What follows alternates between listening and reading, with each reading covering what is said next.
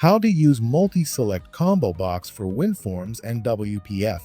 Do you need to give your users the power to select multiple items quickly, without clutter or complexity? Meet the ComponentOne MultiSelect for WinForms and WPF. It's a modern drop-down checklist that feels familiar yet goes beyond a standard combo box. Use the control as a drop-down checklist box, a tag editor, or both. Selected items can be formatted as a comma-delimited list or as tags, which can be easily removed by clicking the X button. If the user selects a large number of items, the MultiSelect control can display the total number of items instead of listing each one. With autocomplete input, your users can quickly enter multiple items.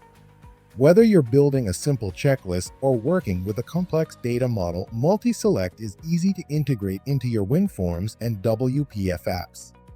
Try MultiSelect today by downloading the ComponentOne input for .NET library. You'll find more resources at developer.meshiest.com/ComponentOne.